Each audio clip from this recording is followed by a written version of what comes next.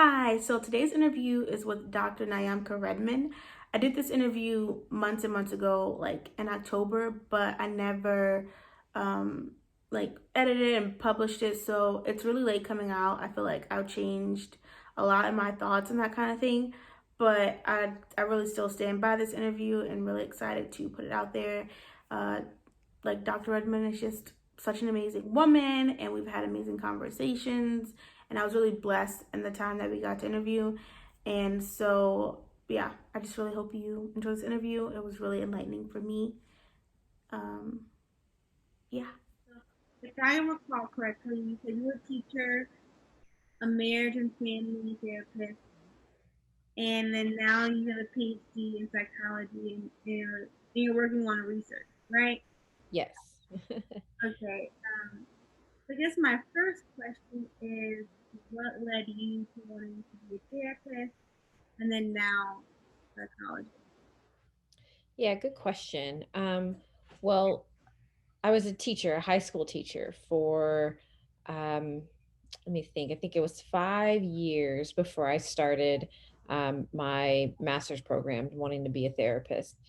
And during that time, I was teaching young people, teenagers, and they were coming to me with so many more um, issues beyond the classroom. Like they were expressing to me the stress that they were having at home, issues they were having with in relationships, just a lot of issues beyond, learning the class material. And so I wanted to be able to help them more effectively. So I started the master's program that I mentioned, the marriage and family therapy program.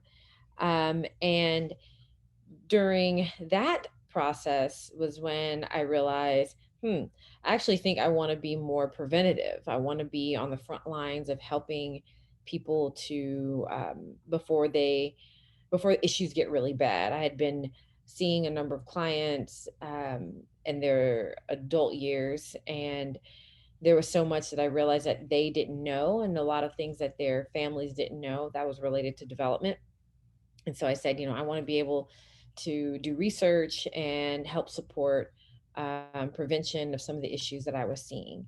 And so that's kind of like the short story of the progression that I went from being a teacher to being a therapist to being a researcher. Some people feel like psychology and the Bible are kind of at odds and that they can't coexist peaceably. So, how would you respond to those people who suggest that? Um, my first question would be, what Bible are you reading? And, where are you getting those lessons from? Just out of curiosity, because people have many interpretations of the Bible. Um, but when I look at the Bible, what I have in my degree is, was from a seminary. So I've got a psychology degree from a seminary. Um, so my degree is actually an integrative degree, where I have learned actually the intersection of the two, the intersection of psychology and faith and Christianity. So so that question isn't a foreign one to me, one that I've actually why I decided to go to a seminary for a degree was because I felt that the two, psychology and faith, actually connect with each other really well. And I wanted to know more, wanted to know um, how we have been designed as humans. God's designed for us as humans, and to learn more about that from a psychological perspective. So, um, when I read the Bible from its early inception, you look at Genesis and you see, well, who did God create us to be? Um, and He created us in His image, um, and that image, the image of God, is something that I hold as sort of the fulcrum of what I do. Like, what does it mean to reflect the image of God? And from a psychologist perspective, we know that we are, well, just from a basic Christian perspective, we know that we are not perfect. And so when we say the image of God does not mean we are God, but it means that He created us to be great. But we also know that the sin nature of man and humanity and the world means that we fall short of that. But that still doesn't mean that God did not create us in His image. Um, Therefore, I believe that psychology, the study of psychology, the practice of psychology is meant to help us to get back to that place, that image of God, get back to the original design for humanity. Who does God want us to be? And that's just from a Old Testament perspective. But when you look at New Testament and the life of Christ, like what did he come to earth to show us? And he showed us how to be in good relationships with others, how to be good humans. And that's what I believe psychology is to help us to do, is to be the best that we can be in relationship with others. So I don't think, I have not found the two to be at odds unless you're reading an interpretation of the Bible that isn't fully accurate. So I would, like I said, I would definitely ask, like, oh, what are your interpretations? Because what I read is that the psychology points us back to the Bible. And I mean, not all psychologists have that bend, but if you understand certain theories and certain theological concepts, you actually see that they point to God. Yeah, that's so true. I've been even thinking about like because I've been mainly talking about trauma and the scope of psychology. I've been thinking a lot about how trauma is really the result of people not being loved as they were intended to be loved. Yeah. Hmm. It's like God created you to have a family and to be loved by them and to be treated well. And when you're abused, it means that you were like used and treated in a way that you were not supposed to be. And therefore, you have all these problems, you know? Right. Hmm. And obviously, sin and like the fact that, um, there was the fall that plays into it, but it's still like God didn't intend for there to be broken relationships. And so that's how we get all these different problems. And so I know I personally see psychology in the Bible as being hand in hand, but it's interesting how I've come across people who are like, um, if you want to get healed, you have to have inner healing, and do manual prayer and not like wanting to believe that God can work through like counselors and therapists and other ways. It's like they believe you got to have faith and it's going to be a quick healing. And I've really come and I've done some of those things, and they've been good, but I've just found that I think God wanted to be a process. Like, isn't that what sanctification is? Like this, Yeah. He could make us like totally in our glorified states with no sin now, but there's this process of glorification and sanctification. So it's like I think he wants it to be the same even in our healing. So um, that was just kind of some things I've come into contact with that kind of was underlying that question. Yeah, you bring up a really good point in that when people say, just pray, you don't need to go to somebody with your problems. And I think that that's, again, for lack of a better way, just a misinterpretation of the Bible. Because the assumption is that you are praying, but when we look at what God has called us and who God has called us to be in relationship with other people, and relationships can be tricky. So on one hand, perhaps you have a relationship where you can go to your mom, but a lot of people don't, and they need to go to someone who has been trained in how to listen, who has been trained in counseling techniques that they can give a person. Um, and I think that, I've always seen my role as a counselor um, as being a word I'm looking for, a co supporter of God, right? Like it's God's work. And that's what many of my professors would say, like you are in the therapy room and God is with you, and you are there acting as his hands, his feet, his ears. You're being Christ, reflecting Christ for someone. Um, and so obviously the therapist doesn't take the place of God, but the therapist is acting on behalf of God. Um, And so, therapists who understand that, I mean, really take their role very seriously. Yeah, totally. I don't think I had many people in my life that I could like reasonably turn to. And I think part of what I'm hoping to do is I think a lot of the tools that counselors have, even like some of the basic ones, if a lot of people would have just like kind of learn them, Yeah. they could do so much better than what they do now. Like as I'm learning all this stuff, I'm like, oh, it really doesn't take that much. Like obviously there's certain levels of trauma which you might need help, but I think with just like some basic tools, basic understanding, and a lot of the Holy Spirit, people could do much more. um, Yeah. Yeah. Yeah. You nailed it. There's a number of kind of basic tenets that therapists kind of anchor themselves on in understanding. One of them being unconditional positive regard, which basically is, I hold you to such high esteem. I see you as a great and amazing person, um, and loving you unconditionally. And you're like, that sounds pretty familiar. Like, isn't that how we're supposed to be with everyone? But as a therapists are trained in how to do that well. But then you're like, well, shouldn't all of us be trained in how to do that well? And yes, and I'm hoping to highlight some of that. And I really want to work with other people in the different helping professions, like teachers and help parents who aren't trained clinicians but still need some help in how to deliver unconditional positive regard. Yeah, one of my other interviews with a friend who's an LPC intern, she Uh, mentioned the same thing. So I started smiling because she was like, yeah, in the counseling world, there's unconditional positive regard. right. It doesn't mean you approve of everything that someone does, but Right. there's a way in which you will respond out of a way, I still accept you, and you work from there. So it's just cool to, as I'm learning all these things, hearing them, learning how to practice them.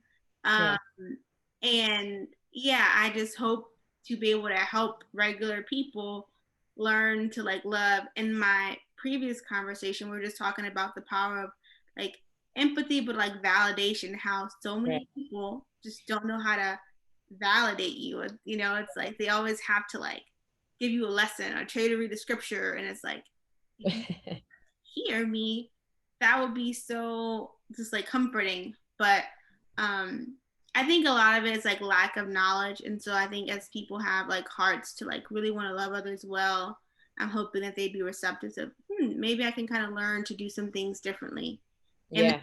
see how it changes their relationships. Yeah. That's good. That's great. Yeah. I know before we talked about empathy and I kind of just mentioned it. I guess one of my questions is, what do you think people misunderstand about empathy, Mm. and maybe what hinders them from being empathetic? Sure. Empathy is both simple and complex in that, you can begin to see the development of empathy in children. Some kids begin to develop it around 3, 4 years old. And you can see where, like, for example, my 4-year old, he's kind of got this, he's developing empathy, but he doesn't really know what to do with it. Meaning he's like, he witnesses someone in need, and sometimes he just kind of has this look on his face like like he has no idea what to do with it. Like, what do I do with this feeling that I'm feeling? um and so my role as his parent is to express empathy, model that empathy. What do you do with this feeling? Because when you see someone in distress, it does distress you. Empathy is meant for you um to feel someone else's pain, to understand. Not as well, that's the next step. The first step is to feel it, and then the second step would be to understand it.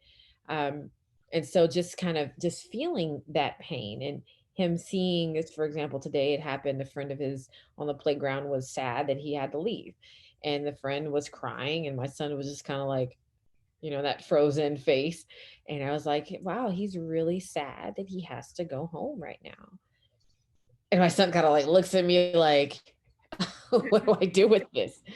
Um, and I said, we could say, hey, we'll see you tomorrow. We can play tomorrow. Um, but again, him trying to understand what to do with this empathy, and what empathy is not. I'll kind of describe a little bit what it is and then what it isn't.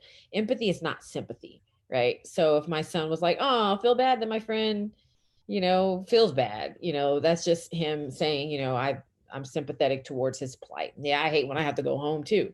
That's sympathy. Versus empathy, which is that next step, which is like, I actually feel the pain that you're feeling.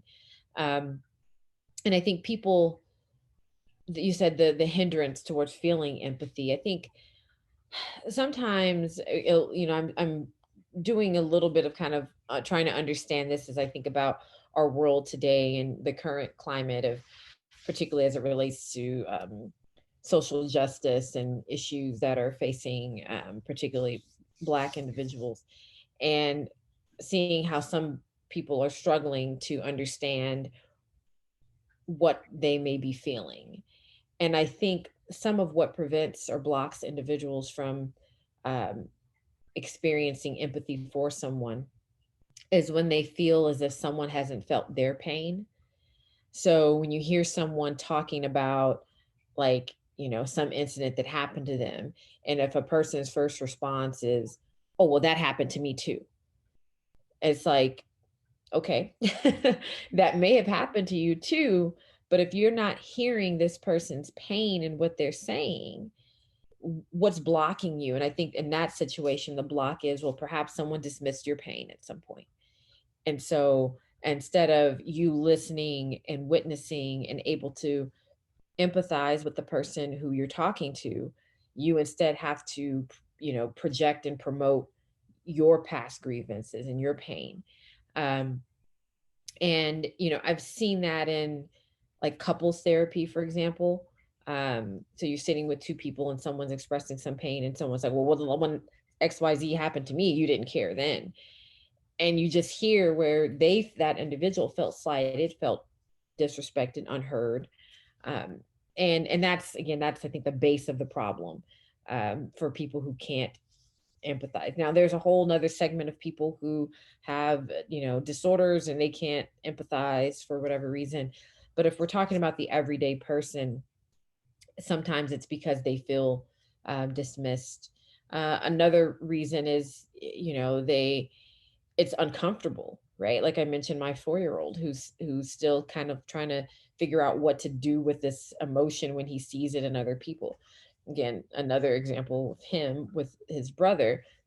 He doesn't know what to do when his brother starts to cry, and it makes him sad. And so sometimes he pushes his brother.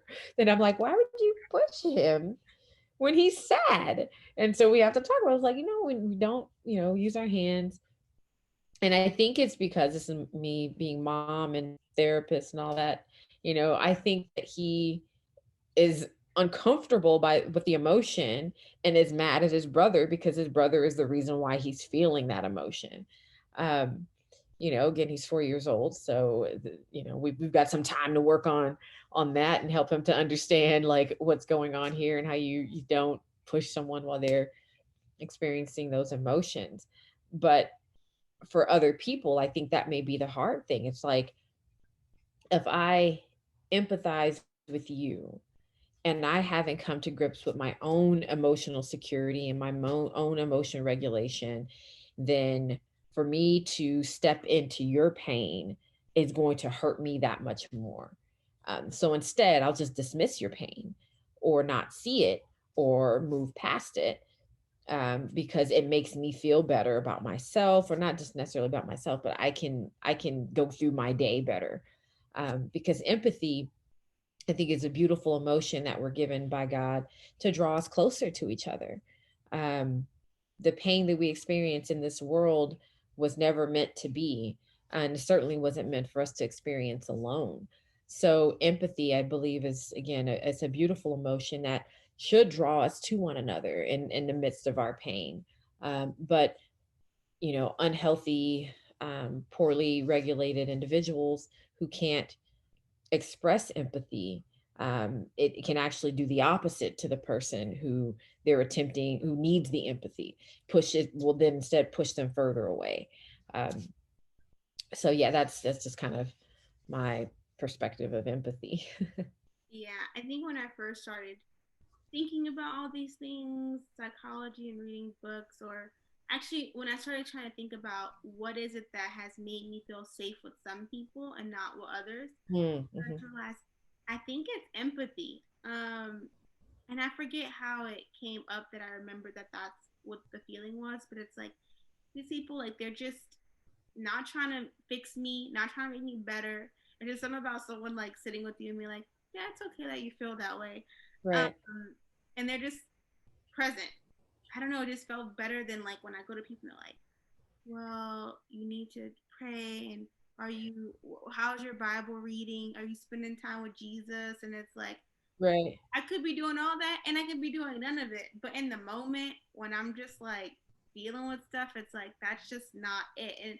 And I honestly I told someone, because I had to have a full conversation and I was asked the question by a mediator who was really helpful. She said, okay, well, what would you like to be the end goal? Like, what would be helpful for you? And I had to Mm. think about it.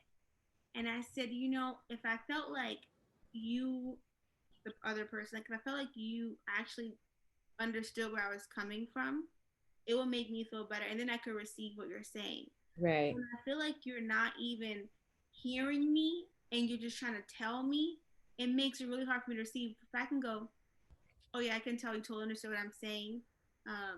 Then I can hear you because I'm like, oh, like your advice is coming from like an understanding or like I see or I feel with you. But when it's just like I don't really need to hear what you are saying or think or this is what you got to do, then it's like it's what made me defensive because I'm like you don't even understand what I'm saying. Like you're not even Right. And so I just started to realize that empathy is so important and even though it isn't overtly in the Bible, like maybe the word compassion or love or these things, I'm realizing that it's literally all over the Bible. Even Jesus coming to earth as a man is, I think, Yeah. the highest expression of empathy. And I realize it's such an undervalued virtue. And Mm-hmm. to anyone who's like, it's not in the Bible, it's like, well, the word Trinity isn't in the Bible either. But we still know the Trinity exists. There's like tons of Right. things that Right. aren't explicitly in the Bible, but they still exist. And so, Mm-hmm. yeah, I think that's something I've been talking to a lot. And I think even just empathy alone, like learning how to be empathetic, would all like without even understanding coping skills or anything else, would just be like a game changer for the church. And that's one of the what they call the therapeutic triad. I don't know if your other friend mentioned that. Like, so the unconditional positive regard, empathy, and for some reason I'm drawing a blank on the third one, but congruence. That those are the three what they call the therapeutic triad. Those are the three most research aspects of therapy that helps to elicit change. That regardless of what modality the therapist is coming from, I mean, there's psychodynamic, there's cognitive behavioral, there's all these different theories that a therapist can operate from. But without if all that aside, if a therapist can master those three aspects of therapy, then the clients do better, those people do better, with therapists who understand congruence, unconditional positive regard, and empathy. um, and so yeah, you mean, but and you think about it, that's who we should be as people. So like I mentioned before, it sounds like you're on the same track as well. It's like, how do you help the average person know this stuff and then know how to live it in their actual lives so that we can help. There's not enough therapists for every person in the world. But if we can work towards helping individuals in their own relationships in their own families and friends, then ultimately, I always say, I'm like, I would love to never have to um, need a therapist, or the world no one ever have to need a therapist ever. Wouldn't that be great? Mm-hmm. Because everybody has someone in their relationship that gets things at the therapeutic level. That's not the case. We're not living in that world. That's probably more like heaven. But, that still doesn't mean that we should stop short of, trying to help everybody that we can to live out, the goodness that we're meant to. Yeah, it's true because like not everyone can afford therapists. Out my therapist, or yeah, she wasn't very great. Some theological things. I'm like, I don't know about that girl. Um, Uh-huh. I literally just emailed someone to see maybe if I could go again in the future, and this lady was like 160 per session, and I'm like, yeah, can't afford that. So who knows? Because I'm in San Francisco, so it's very expensive. Oh yeah. Wow. And so my thing is like, not everyone can afford a therapist. There's not, like I said, enough, and not all therapists are good either. Right. So Right. like, I'm like, God, like I feel like, and one of my friends was like, yeah, for a long, like, psychology recently accepted like social science. For a long time, it really wasn't accepted. You had these early guys, but they were really fighting to be heard. And so she's like, but the church has always been known for healing. So there is a way, I think, with dependence and knowledge that God gives us in the time to be able to do it. But I think, man, we live in a time where we know so much, and so to not take hold of these skills coupled with the Holy Spirit, it's just like, oh, why not? But to your point about the triad, what is congruence? I Mm. feel like I may have read it, but Uh-huh. not sure. I've been reading so much information, like Lord help me retain it. Yeah, congruence is in this particular setting, you're talking about one's ability to both to be who they are presenting to be. So your actions are congruent with your words. Your behaviors are congruent with your um with what you're saying. I feel like I just said the same thing twice, but basically that you are who you say you are. You present in a fashion that is consistent. Your values come through. That you basically you're being you, and you're being authentic. There's a level of authenticity that is expected in congruence. So it's like to be congruent means you've got to have a good grasp of who you are, and then that is presented out. So you've probably sat with someone before, either clinically or not, and you can just kind of sense that something's amiss. You're like, okay, this person fake? Um, are they presenting in a way that is inconsistent with what they've said that they believe? Um, and so that would be examples of incongruence. But when a therapist is truly congruent, they're being themselves, they're being true to themselves, they're being true to their values, and that's expressing out. I guess my last question would be, how do you encourage the church to love well Hmm. from a like psychological perspective? Hmm. I mentioned initially the Imago Dei, the image of God, and every single human being from beginning to end is created in that image.